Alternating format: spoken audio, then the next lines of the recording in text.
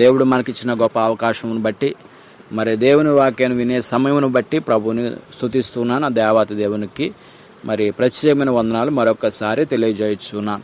దేవుని వాక్యంలోనికి వెళదాం. మరి ఈ దినము మనము తెలుసుకునబోయే అంశం ఏమిటి అంటే భయంకరమైన దేవుని మహాసైన్యము. భయంకరమైన దేవుని మహాసైన్యము గురించి మనము తెలుసుకుందాం. పరిశుద్ధ గ్రంథము నుంచి మొదటి దినవృత్తాంతములు 17వ అధ్యాయము 24వ వచనము. ఇశ్రాయేలీల దేవుడైన సైన్యములకు అధిపతియగు యెహోవా ఇశ్రాయేలీలకు దేవుడై ఉన్నాడని నీ పేరు ఎన్నటికీ గణపరచబడునట్లు నీవు సెలవిచ్చిన మాట నిశ్చయముగా స్థిరపడును గాక. ప్రియులారా, ఇక్కడ దేవుని యొక్క ఉన్నతమైన బలమైన శ్రేష్టమైన నామము సైన్యములకు అధిపతియగు యెహోవా.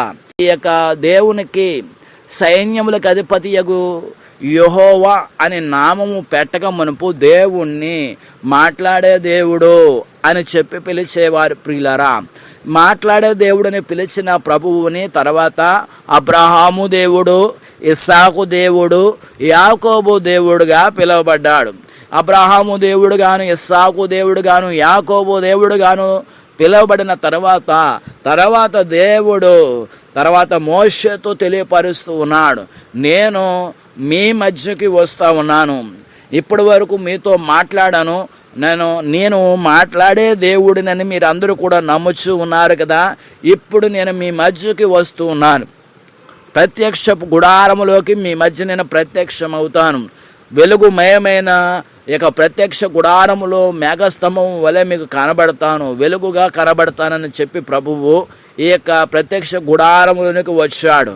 ప్రియులారా, దేవుడు ప్రత్యక్షపరచబడ్డాడు. అయితే దేవుడు మోషేతో ఒక మందసమును తయారు చేయమన్నాడు.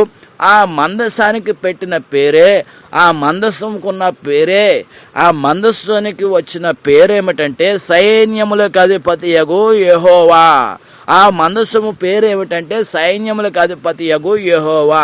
అప్పటి నుంచి అబ్రహాము దేవుడు, ఇస్సాకు దేవుడు, యాకోబు దేవుడు అనే మాటను ఎవరు కూడా పిలవటం మానేశారు. ఇంకా గుర్తు చేసుకున్నప్పుడు అబ్రహాము దేవుడు గాను, ఇస్సాకు దేవుడు గాను, యాకోబు దేవుడుగా గుర్తు చేసుకుంటూ ఉన్నారు. కానీ ఆ దేవుణ్ణి మాత్రము సైన్యములకు అధిపతియగు యెహోవా సెలవిచ్చుచున్నాడు. ఇదే యెహోవా వాక్కు అని దేవుడు చెప్పటము, మనుషులు కూడా ఆ విధముగానే ప్రభువుని గుర్తుంచుకోవటం మొదలుపెట్టారు. ప్రియులరా, ఇంతకీ దేవుని యొక్క మహాసైన్యము ఏమిటి, ఆ భయంకరమైన మహాసైన్యము ఏమిటని మనము గుర్తు చేస్తూ ఉన్నప్పుడు, తెలుసుకోవాలనుకుంటున్నప్పుడు ప్రియులరా, మనము దేవుని వాక్యంలోనికి వస్తున్నప్పుడు మనం తెలుసుకుందాం. ప్రియులారా, మనము దేవుని మాటల చేత మనం బలపడుతున్నాం.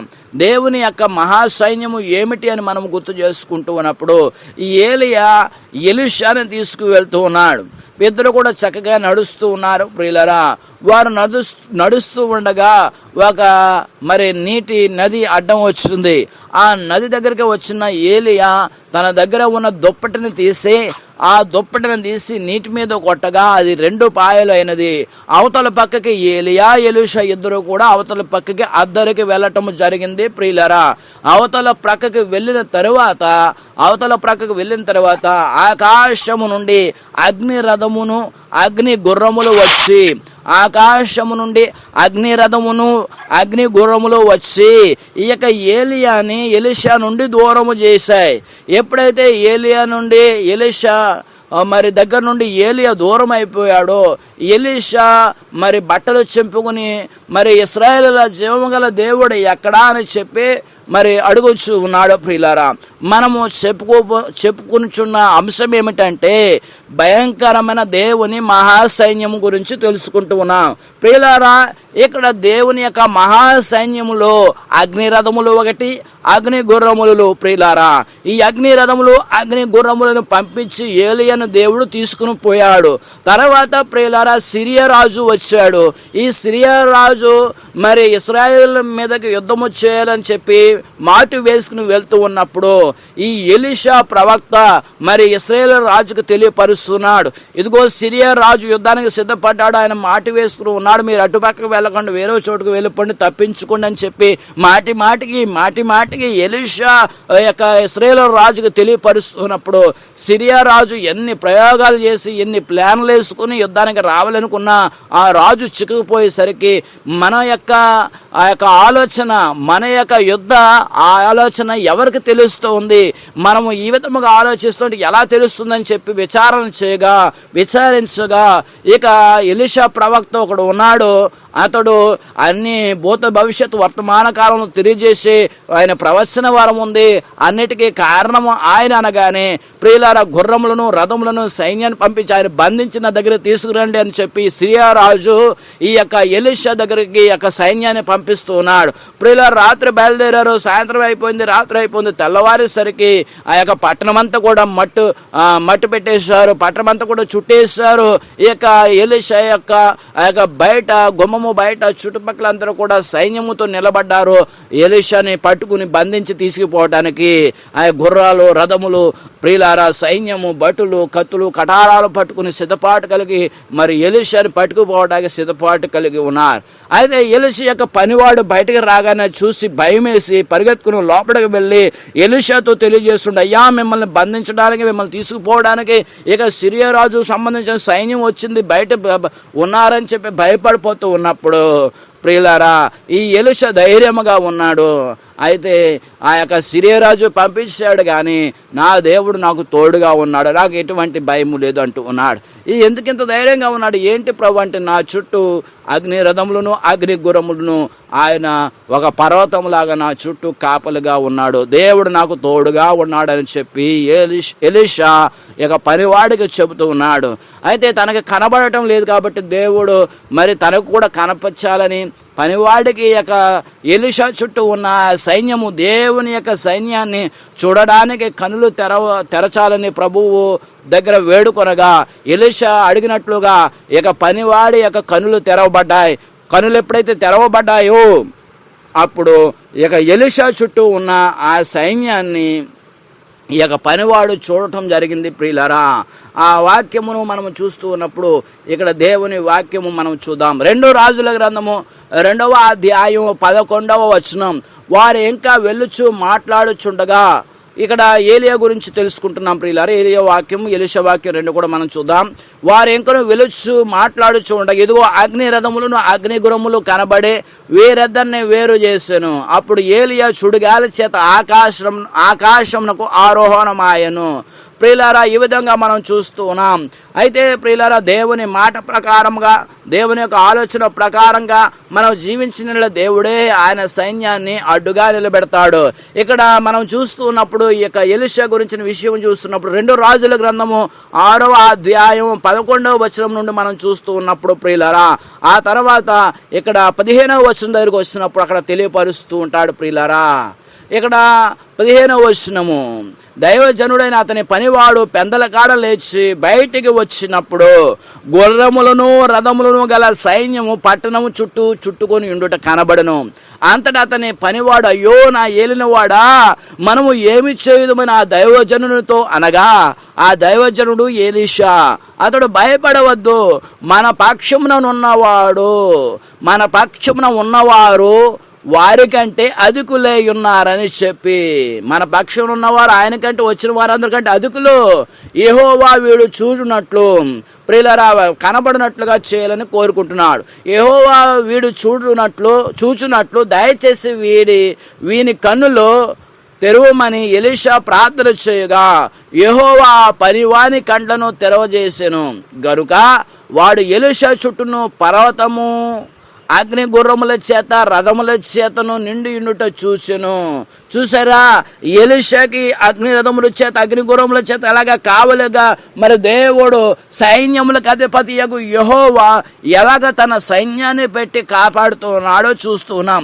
భయంకరమైన దేవుని మహాసైన్యము గురించి తెలుసుకుంటున్నా. ప్రియుల, దేవుని మహాసైన్యములు అగ్ని రథములను అగ్ని గుర్రములు కనపడవి. ఆ యొక్క మనస్సున్న ఉన్న దేవుని బిడలైన ఆత్మ ద్వారా చూస్తే గాని కనబడవి, ఆత్మకు సంబంధించినవి. ప్రియులారా, మన చుట్టూ కూడా దేవుడు కంచె వేశాను, నీ చుట్టూ నేను కంచె వేశాను అని చెప్తూ ఉన్నాడు దేవుడు. ప్రతి బిడ్డకి దేవుడు మరి ధైర్యపరుస్తూ ఉన్నట్లుగా మన చుట్టూ కంచె వేస్తుంది. ఏంటంటే దేవుని యొక్క అగ్ని రథములు అగ్ని గుర్రముల చేత ఆయన మహాసైన్యమును సిద్ధము చేసడం గుర్తు చేసుకోవాలి. ప్రియులారా, ఇంతే కాదు, ఈ అగ్ని రథములు అగ్ని గుర్రములే మహాసైన్యం కాదు. ప్రియులారా, దేవుని యొక్క మహాసైన్యం ఇంకా ఉన్నాయి. ప్రియులారా, మనం ఆ మహాసైన్యంలో భయంకరమైన ప్రియులారా ఒక్కొక్కటి దేవుడు ఆయా కాలములలో ఒక్కొక్క దాన్ని ఉపయోగిస్తూ ఉన్నాడు. ఈ నీరు కూడా దేవుని మహాసైన్యమే, భూమి దేవుని మహాసైన్యమే, ఆకాశము దేవుని మహాసైన్యమే, నక్షత్రములు దేవుని మహాసైన్యమే, సూర్యుడు దేవుని మహాసైన్యమే, చంద్రుడు దేవుని మహాసైన్యమే, ఈ యొక్క వృక్షములు దేవుని మహాసైన్యమే, గాలి దేవుని మహాసైన్యమే, తుఫాను దేవుని మహాసైన్యమే, అన్నీ కూడా దేవుని యొక్క మహాసైన్యమై ఉన్నాయి. ప్రియులారా, వడగండ్లు దేవుని మహాసైన్యం, అగ్ని దేవుని మహాసైన్యమే. ప్రియులారా, మిడతలు దేవుని మహాసైన్యమే. అన్నిటినీ కూడా దేవుడు సిద్ధం చేశాడు. ఆయన చెప్తూ ఉన్నాడు. ప్రియులారా, ఏమని చెప్తూ ఉన్నాడంటే దేవుని వాక్యము చూద్దాం. యోవేలు గ్రంథము 2వ అధ్యాయం 25వ వచనంలో, మీరు కడుపారా తిని తృప్తి పొంది మీ కొరకు వింత కార్యములను జరిగించిన మీ దేవుడని యెహోవా నామమును స్తుతించినట్లు. ఇక్కడ జాగ్రత్తగా వినండి ప్రియులారా, నేను పంపిన మిడతలను గొంగలి పురుగులను పసర పురుగులను చీడ పురుగులను అను నా మహాసైన్యము తినివేసిన సంవత్సరముల పంటను మీకు మరలానెత్తును. ప్రియులారా, దేవుని యొక్క మహాసైన్యముని దేవుడే పంపిస్తూ ఉన్నాడు. మనుషులు మాట విన్నప్పుడు, మనుషులు దేవునికి వ్యతిరేకమైన కార్యకలాపాలు చేస్తూ ఉన్నప్పుడు వారు చక్కగా సుఖించి వారి కడుపే వారు దేవుడిగా ఉంచుకుని వారు మరి తినడానికి తినుట ఎందును శరీరాశ నేత్రాశ జీవపు దమ్మములు ఎందును ఉంటూ ఉన్నప్పుడు దేవుడు వారిని కడుపు కొట్టడానికి, అనగా అవి ఇచ్చింది ఎవరు? వర్షాన్ని కురిపిస్తుంది ఎవరో, భూమి పంటనిస్తుంది ఎవరో, పండిస్తుంది ఎవరో, గాలి చేత నీటి చేత ఈ యొక్క భూమి పండిస్తూ ప్రభువు ఎంతగా వారిని హెచ్చిస్తూ ఉన్నాడనే విషయం మర్చిపోయినప్పుడు దేవుడు దేవుని యొక్క మహాసైన్యమైన ఈ యొక్క మిడతలను, ప్రియులారా, మిడతలు గొంగలి పురుగులు దేవుని మహాసైన్యం అని మర్చిపోవద్దు. ప్రియులారా, పసర పురుగులు చీడ పురుగులు ఇవి కూడా దేవుని మహాసైన్యము. ప్రియులారా, ఇక్కడ మనం చూస్తూ ఉన్నప్పుడు ఐగుప్తు యొక్క రాజు ఫరో చాలా మరి మనుషులను, అనగా ఇశ్రాయేలీయులందరినీ కూడా బానిసలుగా చేసుకుని మహాపంటను పండించాడు. ప్రియులారా, ఆ పంట ఉన్నంతసేపు వాళ్ళకి కష్టం లేకుండా పోయింది. ఫరోకి దేవునికి కోపం వచ్చింది. దేవుని యొక్క మహాసైన్యమైన మిడతలను పంపించాడు. మిడతల్లారా పోండి, వెళ్ళి ఐగుప్తులో ఉన్న ఆ యొక్క పంటను తినేసేయండి అని పంపించాడు. ప్రియులారా, ఆ పంటల దగ్గరకు వచ్చిన చీడ పురుగు, ఆ పంటల దగ్గరకు వచ్చిన ఇక మిడతలు ఇక భూమి నేల కనపడకుండా ఉన్నట్లుగా అదంతా కూడా ఆవరించేసి, ప్రియులారా, ఆ యొక్క ఐగుప్తులో ఉన్న యొక్క మరి కూరగాయలనేంటి, కూర మొక్కలనేంటి, అక్కడ ఉన్న పంట పొలములేంటి, అన్నిట్లు కూడా చెట్లు అన్నిట్లు కూడా అవి ఆకులతో సహా తినివేశాయి. ప్రియులారా, ఆ మిడతలను తినివేసే దేవుడు మరలా మరి ఐగుప్తు నుంచి మరలా వారిని నేను పంపించేస్తాను, ఆ సైన్యాన్ని మీ బిడ్డల్ని ఇశ్రాయేలుని అందరిని నేను పంపించేస్తానని చెప్పి ఫరో అనగానే మరి గాలిని పంపించాడు. గాలి వెళ్ళు అని చెప్పి ఆ సైన్యమైన దేవుని యొక్క మహాసైన్యంలో ఒకటైన గాలిని పంపించాడు. ఆ గాలికి ఈ మిడతలన్నీ కూడా ఎర్ర సముద్రంలోకి ఎగిరిపోయి వెళ్ళి ఆ సముద్రంలో పడగొట్టడం జరిగింది. ప్రియులారా, ఆ యొక్క సముద్రంలోకి వెళ్ళి అవి గాలి చేత వెళ్ళి ఆ సముద్రంలో పడటం జరిగింది. ప్రియులారా, కాబట్టి దేవుని యొక్క మహాసైన్యముల గురించి మనం తెలుసుకుంటూ ఉన్నాం. అంతేకాదు ప్రియులారా, ఇక్కడ దేవుడు సెలవిస్తున్నట్లుగా ఈ సందర్భంలో మిడతలు గొంగలి పురుగులు పసర పురుగులు చీడ పురుగులు కూడా ఆయన మహాసైన్యంగా ప్రస్తావించబడ్డాయి అన్న విషయం మనం మర్చిపోకూడదు. ఈ సైన్యము ద్వారా దేవుడు ఇశ్రాయేలులకు బుద్ధి చెప్పాడు. ఈ దినాన మనకు కూడా దేవుని శక్తి ఏంటో తెలియపరుస్తున్నాడు. ఈ సృష్టిలో ప్రతిదీ దేవుని సైన్యంగా ఆయన ఆజ్ఞకు లోబడి ఆయన ఉద్దేశాన్ని నెరవేరుస్తూ ఉన్నాయి. కీర్తన గ్రంథం 148వ కీర్తన 8వ చరణంలో, అగ్ని వడగండ్లారా హిమమా ఆవిరి, ఆయన ఆజ్ఞలు నెరవేర్చు తుఫాను. ప్రియులారా, దేవుడు ఆ విధంగా తెలియపరుస్తాడు. అగ్ని వడగండ్లారా అని చెప్తూ ఉన్నాడు. ప్రియులారా, ఇక్కడ మనం చూస్తూ ఉన్నప్పుడు ప్రియులారా, ఒక్కొక్క మాటను మనం తెలుసుకుంటూ ఉన్నప్పుడు, మనం చూస్తున్నప్పుడు మిడతల గురించిన విషయాన్ని మనం తెలుసుకున్నాం. ఇక నిర్గమకాండ 10వ అధ్యాయం 13వ వచనం చూసినప్పుడు, మోషే ఐగుప్తు దేశం మీద తన కర్రను చాపగా యెహోవా ఆ పగలంతయు ఆ రాత్రి అంతయు ఆ దేశం మీద తూర్పు గాలిని విసరజేసును, ఆ తూర్పు గాలికి మిడతలు వచ్చును. ప్రియులారా, 14వ వచనం చూస్తున్నప్పుడు, ఆ మిడతలు ఐగుప్తు దేశం అంతటి మీదకు వచ్చి ఐగుప్తు సమస్త ప్రాంతంలో నిలిచెను. అవి మిక్కిలి బాధాకరమైనవి. అంతకు మునుపు అట్టి మిడతలు ఎప్పుడూ ఉండలేను, తరువాత అవి ఉండబోవు. అవి నేల ఎంతయూ కప్పెను. చూసారు, అటువంటి మిడతలు ఎప్పుడు కూడా వారు చూడలేదు ఐగుప్తీయులు. అంతటి భయంకరమైన మిడతలను దేవుని మహాసైన్యం దేవుడు పంపించిన మహాసైన్యమైన ఆ మిడతలు ఆ ఐగుప్తు దేశం అంతటిని పాడు చేశాయి. అంతేకాదు ప్రియులారా, దేవుని యొక్క మహాసైన్యములలో గొంగలి పురుగు కూడా ఒకటి. ప్రియులారా, ఇవి ఎందుకు దేవుడు పుట్టించాడంటే, దేవుని మాట విన్నప్పుడు ఈ యొక్క పచ్చ మొక్కల్ని పాడు చేయడానికి దేవుడు ఏర్పాటు చేశాడు. ఆమోసు గ్రంథం 4వ అధ్యాయం 9వ వచనంలో చూసినప్పుడు, మరి తెగులు చేతను ఎండు తెగులు చేతను కాటుక చేతను నేను పాడు చేసి తిని, గొంగలి పురుగు వచ్చి మీ విస్తారమైన వనములను ద్రాక్ష తోటలను అంజురపు చెట్లను ఒలివ చెట్లను తినివేశాను, అయినను మీరు నా తట్టు తిరిగిన వారు కారు. ఇదే యెహోవా వాక్కు. ప్రియులారా, ఆ విధముగా మరి ఆమోసు గ్రంథంలోకి వచ్చినప్పుడు దేవుని మాటలు తెలియపరుస్తున్నాడు. దేవుడు వారికి బుద్ధి చెప్పడానికి, ఇశ్రాయేలులకు బుద్ధి చెప్పడానికి, దేవుని బిడ్డలైన వారు దేవుళ్ళు బలపడాలని, దేవుని మాటల చేత జీవించాలని దేవుడు అనుకుంటూ ఉన్నాడు. వారు ఇంకా పంటలు పండించుకుని వారు కడిపే వారు దేవుడిగా జీవిస్తూ ఉన్నప్పుడు ప్రియులారా, మీరు జాగ్రత్తగా మిడతలు వదిలేసినవి గొంగల పురుగులు తినేస్తాయి. ప్రియులారా, మిడతలు వదిలేసినవి తినగలిగినంత తింటాయి, తినవలసిన వరకు తింటాయి. ఇక మిడతలు వదిలేసిన వాటిని గొంగల పురుగులు తింటాయి. ప్రియులారా, ఈ గొంగల పురుగులను పంపించి దేవుడు ఏం చేశాడంటే, వారి వనాల్ని అనగా గార్డెన్లని, ఆ గార్డెన్స్ని తినేస్తున్నాయి. అంతేకాదు ద్రాక్ష తోటలు, వారి ద్రాక్ష తోటల్లో ఉన్న వాటన్నిటిని తినేస్తూ ఉన్నాయి. అంజూరపు చెట్లని ఒలివ చెట్లని తినేస్తూ ఉన్నాయి. వారి ప్రధాన పంటలను పాడు చేస్తున్నాయి, తినేస్తున్నాయి గొంగల పురుగులు. ప్రియులారా, ఇది మరి పురుగులను పంపిస్తుంది ఎవరంటే దేవుడే. అయ్యో, మా చేతికి వచ్చిన పంట పాడైపోయింది, మేము నోటికి అందించుకోలేకపోయామే, ప్రభువా మమ్మల్ని క్షమించండి, మా పంట పొలము మరి చక్కగా ఫలించేటట్లు, చక్కగా అభివృద్ధి పడేటట్లు, మాకు రెండంతల ఆశీర్వాదకరమైన ఈ పంటలు మేము పండడానికి మాకు తండ్రి మీ కృప చూపించండి అని దేవుణ్ణి వేడుకోవాలి. దేవుని దగ్గర క్షమాపణ కోరుకున్నప్పుడు దేవుడు వారిని కనికరిస్తాడు. ప్రియులరా, ఆయనను వారు అంతలుగా చేసినా కూడా వారు ఆ విధముగా వారు విన్నవారుగా లేరు. వారు ఇంకా ఇంకా ఇంకా తప్పిదములు చేస్తూ ఉన్నారు. ప్రియులు, అంతే దేవుడు ఇంకా ఆ విధంగా వారికి ఏం చేశాడంటే చీడ పురుగులు పంపించాడు. ఆ చీడ పురుగులు ఏంటంటే ప్రియులరా, ఈ చీడ పురుగులు కాండములు తినేస్తాయి. ప్రియులరా, ఆకులు తినటము కాదు, కాండాన్ని తినేస్తాయి. అంటే మొక్క లోపలికి వెళ్ళి తినేస్తాయి. ప్రియులరా, ఆ చీడ పురుగులు లోపల పసరని లాగేస్తూ ఉంటాయి. ఆ పసర లాగేస్తూ ఉన్నప్పుడు ఆ చెట్టు అంతా కూడా పాడైపోద్ది. ప్రియులరా, అప్పటికి వారు బుద్ధి తెచ్చుకోకపోతే ఆ మహాసైన్యం, దేవుని భయంకర మహాసైన్యము మరొక దాన్ని పంపిస్తాడు. ప్రియులరా, పసర పురుగు. ఈ పసర పురుగు ఏం చేస్తుందంటే చెట్టు యొక్క మరలా మరి ప్రతి చెట్టు మీద పడది. ఆ పసర పురుగు ఏం చేస్తుంది, పచ్చగా ఉన్న చెట్లను నాశనం చేస్తుంది. ప్రియులరా, అంతేకాదు ఆ పచ్చగా ఉన్న చెట్టుని యొక్క కాండములను లోపల ప్రియులరా చిగురించే చెట్టు దగ్గరకు వచ్చి ఆ చిగురు దగ్గరకు వచ్చి ఆ చిగురించకుండా ఆ యొక్క పసరనంతా కూడా అది కూడా పిప్పి చేస్తుంది. ప్రియులారా, అంతేకాదు ప్రియులారా, ఆ విధంగా దేవుడు ఒక్కొక్క దాన్ని తన సైన్యంగా పంపిస్తూ ఉన్నాడు. యోవేలు గ్రంథం 1:4 చూసినప్పుడు గొంగల పురుగులు విడిచిన దానిని మిడతలు తినివేసి ఉన్నవి, మిడతలు విడిచిన దానిని పసర పురుగులు తినివేసి ఉన్నవి, పసర పురుగులు విడిచిన దానిని చీడ పురుగులు తినివేసి ఉన్నవి. చూసారా, పైనుంచి కింద దాకా వస్తూ ఉన్నాయి. మిడతలు తిన్నదానినేమో మిడతలు వదిలేసినవేమో గొంగల పురుగులు వదిలేసినవేమో మిడతలు తినేస్తున్నాయి, మిడతలు వదిలేసినవేమో పసర పురుగులు తినేస్తున్నాయి, పసర పురుగులు వదిలేసినవేమో చీడ పురుగులు తినేస్తూ ఉన్నాయి. ఒక్కొక్క దాన్ని మరి పాడు చేసేస్తూ ఉన్నప్పుడు వారు దేవుని తట్టు తిరిగిన వారుగా ఉంటూ ఉన్నారు. ప్రియులారా, చీడ పురుగుల విషయంలో కూడా ఆ విధంగా జరుగుతుంది. కీర్తన గ్రంథం 105వ కీర్తన 34వ చరణంలో చూస్తున్నప్పుడు ఆయన ఆజ్ఞ ఇక పెద్ద మిడతలను లెక్కలేని చీడ పురుగులను వచ్చెను. ప్రియులారా, ఆయన ఆజ్ఞ ఇవ్వగానే, అంటే దేవుని యొక్క మహాసైన్యము, సైన్యములకు అధిపతి యెహోవా అంటే దేనికి సైన్యాధిపతి? సైన్యములకు అధిపతి ఆయన.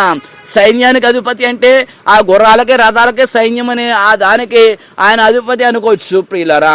తర్వాత రెండవ రాకడలో ఆయన మరి మనుషులందరినీ కూడా ఆయన సంఘమంతా కూడా ఎత్తబడిన తర్వాత ఆయన వెనకాల సైన్యముగా నిలబడతాం.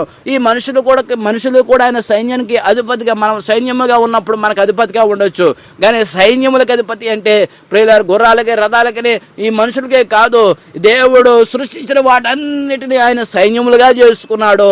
వాటిని సైన్యాధిపతిగా ఉన్నాడు ప్రియులారా. ఆ సైన్యాధిపతులుగా దేవుడు ఉంటున్నాడు ప్రియులారా. అంతేకాదు కీర్తన గ్రంథం 105:35 వారి దేశపు కూర చెట్లన్నింటినీ, వారి భూమి పంటలను అవి తినివేశాయి. కూర చెట్లన్నింటినీ, వారి పంటనంతా కూడా అవి తినేసాయి ప్రియులారా. మరి అంత కష్టపడి మరి ఖర్చు పెట్టి శ్రమదానము చేసి చక్కగా మరి పంటలు పండిస్తూ ఉన్నప్పుడు నోటికి అందకుండా పాడైపోతున్నప్పుడు వారికి ఎంత కష్టం వస్తుంది ప్రియులారా. నిలవ ఉండదు. ఇంకా ఆ కాలంలో కరువు కాలం వస్తుంది. ఆ కరువుకి వారు ఏం చేస్తారంటే దేవుణ్ణి ఆశ్రయించక తప్పదు ప్రియులారా. ఇక్కడ మనం గమనించవలసింది ఒకటే, దేవుళ్ళు బలముగా జీవిస్తే దేవుడు తన సైన్యాన్ని పంపించాడు, మనలను ప్రేమించి ఆశీర్వదిస్తాడు. దేవుళ్ళు దూరముగా జీవిస్తే, దేవునికి వ్యతిరేకమైన కార్యకలాపాలు చేస్తే దేవుడు బుద్ధి చెప్పడానికి, తండ్రి తన కుమారుడిని ఎలాగైతే శిక్షిస్తాడో, తండ్రి తన పిల్లల్ని ఎలాగైతే బుద్ధి చెబుతాడో, దేవుడు ఆ విధముగానే తను ప్రేమించి తన స్వహస్తాలతో తయారు చేసుకుని బిడ్డలను బుద్ధి చెప్పడానికి, వారిని సంరక్షించడానికి, వారిని సరైన త్రోవలో నడిపించడానికి దేవుడు తన మహాసైన్యాన్ని మన మీద ఉసుగొలుపుతాడు. మన మీదకి పంపించి మనకు మరి మంచి క్రియలు అలవాడేలాగా, మంచిగా మనం మాట్లాడేటట్లు, జీవించేటట్లుగా దేవుడు చేస్తాడు ప్రియులారా. అంతేకాదు దేవుని యొక్క మహాసైన్యము ఎప్పుడు ఏది ఉపయోగించాలో అప్పుడు ఉపయోగిస్తాడు ప్రియులారా. ఇక్కడ సొదొమ గొమొర్రాల దగ్గర వారు ఆ విధముగా ఆ ప్రాంతం వారు ఎంతగా పాడు పనులు చేస్తూ ఉన్నారంటే, స్త్రీ పురుషులు మరి కలయిక సహజమే, కానీ ఇక్కడ సొదొమ గొమొర్రాల ప్రాంతంలో ఎలా ఉన్నారంటే పురుషుడు కలయికతో జీవిస్తూ ఉన్నారు. వారికి ఆ విధంగా చేస్తూ పురుషుడు పోయి అటువంటి చెడ్డకార్యములు, దేవుడికి సృష్టికి వ్యతిరేకమైన కార్యకలాపాలు చేస్తూ ఉన్నప్పుడు దేవుడికి కోపం వచ్చింది. దేవుడికి ఆ కోపం వచ్చి ఆ ప్రాంతంలో ఉన్న వారందరినీ నాశనం చేయాలనుకున్నాడు, అందరినీ కూడా చంపేయాలనుకున్నాడు. ఆ యొక్క భూభాగంతో పాటు అక్కడ ఉన్న వారందరినీ కూడా ఆ చెడ్డ కార్యములు ప్రపంచంలోకి రాకూడదు, పురుషుడు ఈ యొక్క లైంగికమైన జీవితం జీవించకూడదని చెప్పి దేవుడు వారిని అంతమొందించాలని కోరుకున్నాడు. అయితే ఆ ప్రాంతంలో లోతు భార్య, లోతు అల్లుళ్ళు, కూతుళ్ళు ఉన్నప్పుడు దేవుడు లోతుతో తన కుటుంబం అంతటిని కూడా అక్కడి నుంచి వెళ్ళిపోమని చెప్పాడు. లోతుని తన భార్యని ఆ విధంగా తన కుమార్తెల్ని వెళ్ళిపోమని చెప్తూ ఉన్నప్పుడు అల్లుళ్ళు మాత్రం రాలేదు. అక్కడే ఆ ఊరు ప్రాంతం వారు, ఆ ప్రాంతానికి సంబంధించిన వారు కనుక వారు అక్కడే ఉన్నారు, రాలేదు ప్రియులారా. అయితే అక్కడ తన భార్య ఉప్పు స్తంభం అయిపోయింది. తన కుమార్తెలను తీసుకుని లోతు వేరే ప్రాంతానికి వెళ్ళిపోవడం జరిగింది. మిగిలిన వారందరి మీద దేవుడు ఏం చేశాడంటే అగ్ని గంధకములను, అగ్ని వడగాండ్లు వాన కురిపించాడు ప్రియులారా. దేవుని యొక్క మహాసైన్యమైన అగ్ని వడగాండ్లు మనం చదివాం కదా ప్రియులారా. వడగండ్లు, హేమము ఇవన్నీ కూడా దేవుని ఆజ్ఞకు లోబడేవి. అగ్ని వడగండ్లు తన దేవుని యొక్క మహాసైన్యం అగ్ని వడగండ్లను కురిపించాడు. ఆ ప్రాంతమును చెరిపేశాడు. అక్కడ ఉన్న వారందరినీ కాల్చేశాడు ప్రియులారా. అందరినీ మలమల మార్చేశాడు. వారు చేసిన పాపాన్ని అక్కడ వారిని అంతమొందించాడు ప్రియులారా. ఈ పాపం అనేది శరీరకంగా చేస్తున్న, బుద్ధి మాత్రం మారదని దేవుని వాక్యం చెబుతూ ఉంది. ఇప్పుడు కూడా ఆ విధంగా చెడ్డకార్యములు చేసేవారు లోకంలోనికి వచ్చి ఉన్నారు. సాతానుడు వారిలోకి అటువంటి బుద్ధిని పంపిస్తూ ఉన్నాడు ప్రియులారా.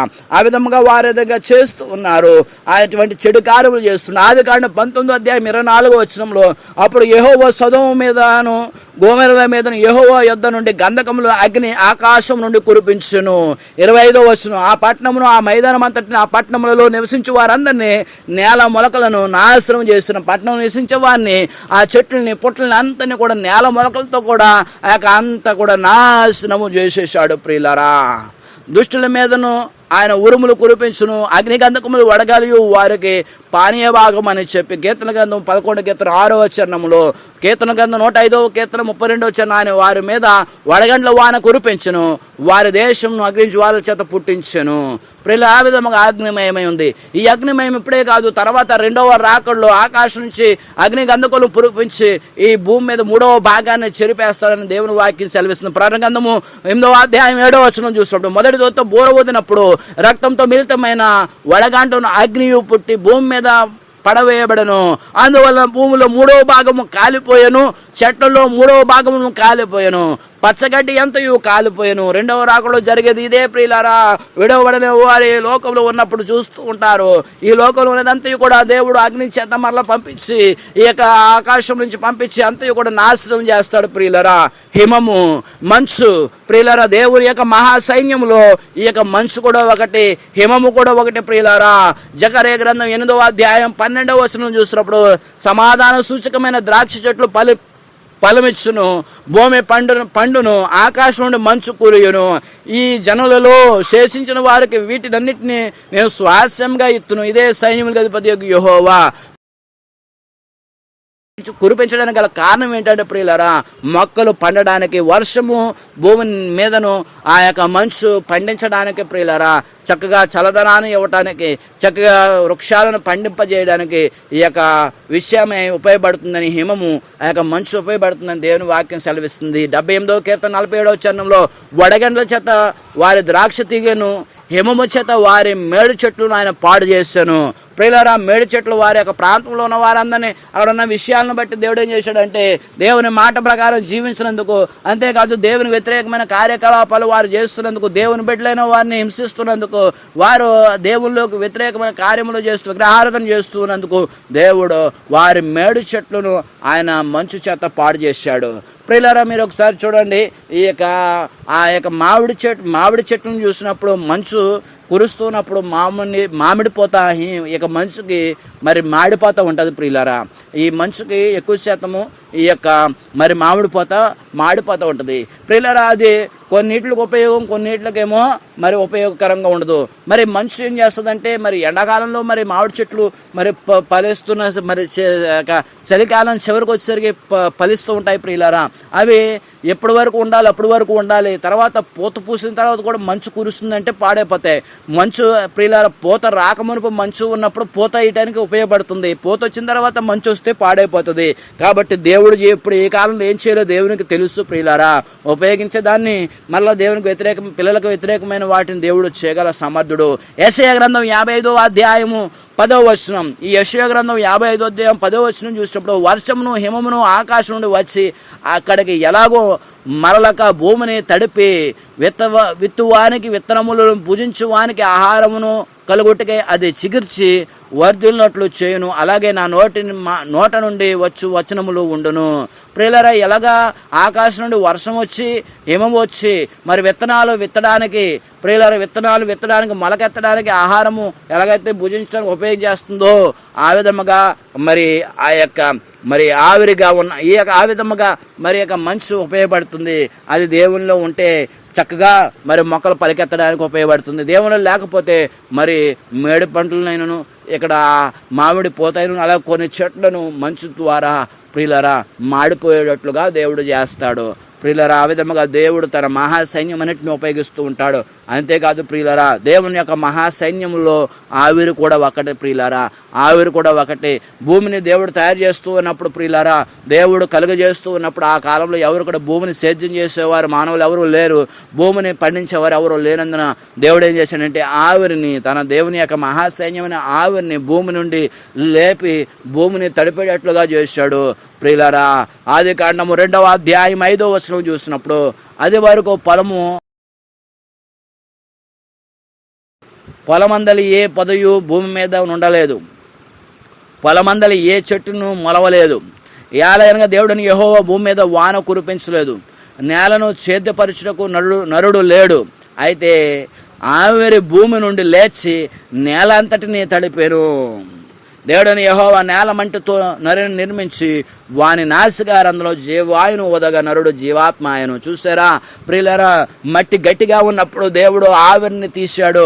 దేవుని యొక్క మహాసైన్యము దేవుని ఆజ్ఞకు లోబడేది.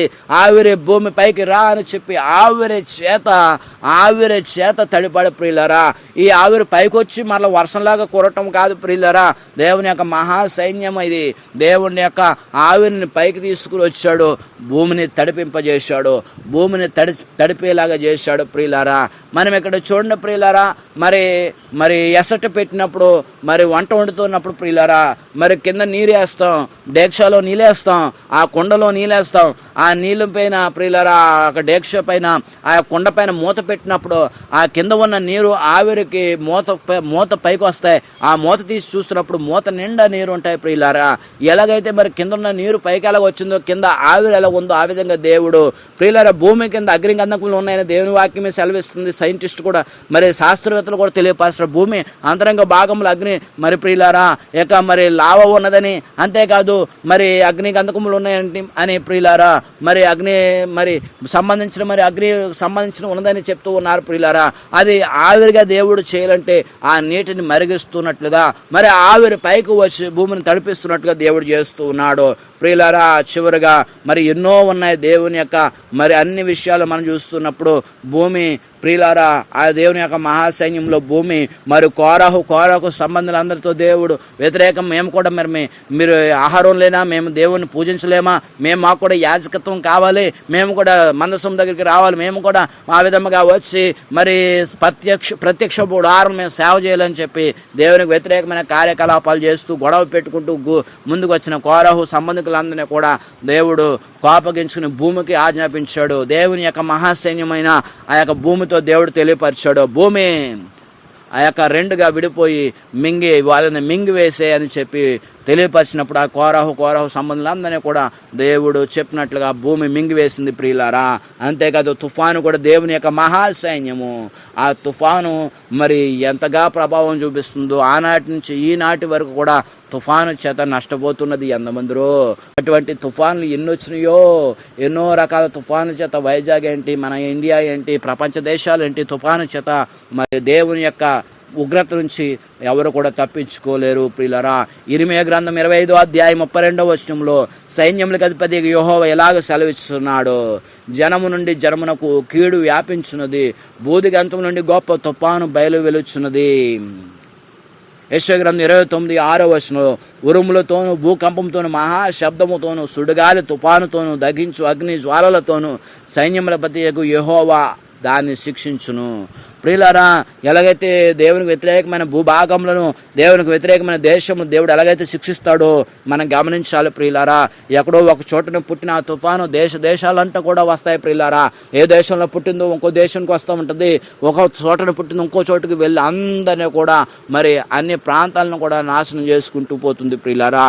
ఆ తుఫాను వచ్చినప్పుడు మరి అందరికీ భయమే ప్రియులారా. ఏది పోతుందో, ఏమి కలుగుతుందో, ఏమి దొరుకుతుందో, ఏమి మరి అంతరించిపోతుందో తెలియదు ప్రియులారా. మనుషులేంటి మరి పశువులేంటి గాలికి ఎగిరిపోయే అంతటి మహాభయంకరమైన సుడిగాలి చేత మరి గాలి వానల చేత తుఫాను ఉంటుంది, మిళితమై ఉంటుంది ప్రియులారా. అది వచ్చేటప్పుడు మరి పెద్ద సునామీయే, మరి తుఫాను వెళ్ళేటప్పుడు పెద్ద సునామీయే. వచ్చేటప్పుడు ఏది తీసుకెళ్ళిపోతుందో, వెళ్ళేటప్పుడు ఏది తీసుకెళ్ళిపోతుందో తెలీదు, అంతరింపజేస్తూ ఉంటుంది ప్రియులారా. కాబట్టి దేవుని యొక్క మరి మహాసైన్యం ఇవన్నీ కూడా మనం చూస్తూ ఉన్నప్పుడు ఆ విధంగా ఉంటుంది. మరి ప్రియులారా, ఈ వర్షము 40 దినాలు 40 రాత్రులు కురవగానే మరి నోవహు దినాల్లో జలప్రలయం కింద వచ్చింది. ఆ జలప్రలయం ద్వారా వచ్చిన యొక్క ప్రియులారా మరి భూమంతా కూడా నింపేసింది ప్రియులారా. దేవుని యొక్క మహాసైన్యములు, దేవుని యొక్క మహాకృపను బట్టి బ్రతికే వారు, దేవునిలో ఉన్నవారు, దేవునిలో ఉండేటువంటి వారు ప్రియులారా. సముద్రము, అంతేకాదు కొండ పర్వతములు, మరి చంద్రుడు, సూర్యుడు, నక్షత్రములు ప్రియులారా. ఈ నక్షత్రములు ఒక సమయాన భూమిపైన రాలిపోతాయి ప్రియులారా, భూమిని కాల్చేస్తాయి ప్రియులారా. ఇవన్నిటి దేవుడు ఆజ్ఞాపించక అవన్నీ జరుగుతాయి. దేవుని రెండో రాకలు ఇవన్నీ కూడా జరుగుతాయి ప్రియులు. దేవుని ఆజ్ఞ ప్రకారంగా అవన్నీ కూడా నిలుస్తూ ఉన్నాయి. ఆయన చెప్తూ ఉన్నాడు, సైన్యములకు అధిపతి యెహోవా అంటే అగ్ని రథములకని గుర్రాలకని మనుషులకే సైన్యాధిపతి కాదు. ఈయన చూపిస్తున్న వాటన్నిటికీ కూడా, ఆ దేవుడు చేసిన వాటన్నిటికీ కూడా ఈ సూర్య చంద్ర నక్షత్రములకు ప్రియులారా, పురుగులకు, చీడ పురుగులకును, పసర పురుగులకును, గొంగల పురుగులకును, మిడతలకును, భూమికిని ప్రియులారా, ఆకాశమునకు, నీటికి, తుఫానుకి ప్రియులారా అన్నిటికీ కూడా దేవుడు సైన్యం అధిపతిగా, వాటికి అధిపతిగా ఉన్నాడు. దేవుడు మాట ఇవ్వగా దేవుని సైన్యమైన ఇవన్నీ కూడా దేవుని మాట వింటాయి, దేవుని మాట ప్రకారంగా అవి ముందుకు వస్తాయి. యోవేలు గ్రంథం 2:25లో మీరు కడుపారా తిని తృప్తి పొంది మీ కొరకు వింత కార్యములు జరిగించిన మీ దేవుడని యెహోవా నామమును స్తుతించినట్లు నేను పంపిన మిడతలను, గొంగల పురుగులను, పసర పురుగులను, చీడ పురుగులను నా మహాసైన్యము అని చెప్తూ ఉన్నాడు. ప్రియులారా, అగ్ని వడగండ్లు, హిమము, ఆయన ఆజ్ఞను నెరవేర్చు తుఫాను, కీర్తన 148:8 దేవుని ఆజ్ఞను నెరవేర్చు, ఇవన్నీ కూడా దేవుని సైన్యమై ఉన్నాయి. కాబట్టి ఈ సైన్యానికి మనము ఎప్పటికైనా సరే తల వంచక తప్పదు. ఎందుకు పంపిస్తాడంటే దేవుడు తన మాటను మీరినప్పుడు, దేవునికి వ్యతిరేకమైన కార్యకలాపాలు, దేవునికి వ్యతిరేకమైన చెడు కార్యంలో మనం చేస్తున్నప్పుడు దేవుడు వీటిని పంపిస్తాడు ప్రియులారా. అంతేకాదు దేవుని వాక్యం చెప్తుంది, నువ్వు చెట్టు చాటుకి వెళ్ళి తప్పు చేస్తున్నప్పుడు నన్ను ఎవరో చూడలేదంటూ అనుకుంటున్నావా? కొండ చాటుకి వెళ్ళి పాపం చేస్తున్నప్పుడు ఎవరు నన్ను చూడలేదు అనుకుంటున్నావా? దేవుని మహాసైన్యమైన కొండ, పర్వతములు, చెట్లు, వృక్షాలు ఒకనొక సమయాన దేవుని సైన్యమైనప్పటికీ అవి దేవుని ఎదుటికి వచ్చి సాక్ష్యము పలుకుతాయి. ప్రకృతి దేవునికి సాక్ష్యము చెప్తుందని దేవుని వాక్యం సెలవిస్తుంది. చెట్లు దేవునికి సాక్ష్యం చెప్తాయి, దేవునితో మాట్లాడతాయి. ప్రభువా, నా చాటున ఇతను తప్పు చేశాడు, ఈమె తప్పు చేశారు, వీళ్ళు పాపం చేశారు, ఇదిగో వారు ఇటువంటి హత్యలు చేశారు, ఇటువంటి లైంగికమైన కార్యాలు చేశారు, ఇటువంటి చెడు కార్యములు చేశారు, బుద్ధి ఆలోచన చేశారు, చెడు కార్యములు చేశారు, రకరకాల ఏ తప్పులైతే మానవుడు చేశాడో ప్రతిదీ కూడా దేవుని దగ్గర సాక్ష్యము పలుకుతాయి ప్రియులారా. మనం ఒంటరి వారము, మన దగ్గర ఏమీ లేవో, మనుషులు చూస్తేనే మనము చూస్తున్నాం అనుకుంటాం, మనుషులకు కనపడకుండా మనం ఎన్నో కార్యకలాపాలు చేసేస్తాం ప్రియులారా, ఏమీ చూడట్లేదు అనుకుంటాం. కానీ యెహోవా కనుదృష్టి లోకమంతటా సంచరిస్తూ ఉన్నది. దేవుడు సమస్తమును చూడగలడు. దేవుడు చేసిన ప్రకృతి, దేవుడు చేసిన సమస్తం ఆయన సైన్యము, ఈ మహా సైన్యానికి అధిపతిగా ఉన్న దేవుడు వాటిని మన మీదనే నియమించాడు ప్రియులారా. వాటిని మన మీద నియమించాడు. వాటన్నిటికీ కూడా మరి మనం ఒక రోజున సమాధానం చెప్పాలి. వాటి దేవుని ఎదుట మన కొరకు చెప్తున్న సాక్ష్యానికి మనం సమాధానం చెప్పవలసిన వారిగా మనం ఉండాలి ప్రియులారా. మనము మంచి జీవితం జీవించినప్పుడు మంచి సాక్ష్యము పొందుతాం. చెడ్డ జీవితం జీవించినప్పుడు చెడ్డ సాక్ష్యం అనేది ఉండదు, ఇంకా చెడ్డ పనులే మనకు మిగులుతాయి. కాబట్టి చెడు అనేది నరకానికి తీసుకుపోద్ది, మంచి అనేది పరలోకానికి మనల్ని నడిపిస్తుంది, దేవునితో పాటు జీవించేటట్లుగా చేస్తుంది. భయంకరమైన దేవుని మహాసైన్యము ఎంతటి భయంకరమో చూడండి ప్రియులారా. రైతులు మరి ఎంత బాధపడతారో ఈ గొంగల పురుగులను చూడు, చీడ పురుగులను చూసి, పసర పురుగులను చూసి మరి వారు ఎండ్రెండు అబ్బాలు మరి పురుగుల మందులు తీసుకొచ్చి మరి పంటలకు వేస్తూనే ఉండాలి. వారు ఎంతకాలం పంటలు పండించాలన్నా ఆ పంటకి మరి వారు చీడ పురుగులకు సంబంధించిన పురుగు మందులు వేస్తూనే ఉండాలి. ఒక్క క్షణం వారు ఒక్క పంటకు వారికి వేయకపోతే వారికి రావాల్సిన రాబడి అంతా కూడా తగ్గిపోతుంది ప్రియులారా. వారు మరి ఎప్పుడంటే పడక మునిపే కాదు ప్రియులారా, వారి చీడ పురుగుల కోసం వేసేది పంట కూడా పాడైపోతుంది ప్రియులారా. చూసారా, దేవుడు చేసిన కార్యములు కంటికి, చెవికి, మనసుకి కాదు. దేవుడు ఇచ్చిన సైన్యాన్ని పాడు చేయడానికి మానవుడు ప్రియులారా పురుగుల మందు తయారు చేస్తే ఆ పురుగుల మందు ఏం చేస్తుందంటే పురుగుని చంపడమే కాదు ప్రియులారా, మానవుడు పండిస్తున్న పంటను కూడా నాశనం చేస్తుంది. ఆ పురుగులతో పండిస్తున్న పంటను కూడా తింటుంటే మానవుడు విషపు ఆహారము తింటూ ఉన్నాడు ప్రియులారా. కాబట్టి దేవుడు ఆలోచన మనిషి జ్ఞానముకు మించదు ప్రియులారా. దేవుని యొక్క ఆలోచన మనకు తెలియదు. ఆయన మరి అంతటిని కూడా అంతమొందించడానికి సిద్ధముగా ఉన్నాడు. దేవుడి మహాసైన్యం ఎప్పుడు వస్తుందంటే దేవుణ్ణి మర్చిపోయినప్పుడు, దేవుడు చేసిన కార్యాలను విడిచిపెట్టేసినప్పుడు, దేవునికి పైగా మన తలంపులు ఉన్నప్పుడు, దేవుడిని మానేసి సృష్టిని పూజిస్తూ ఉన్నప్పుడు దేవుడు తన సైన్యాన్ని ఈ విధముగా పంపిస్తాడు ప్రియులారా.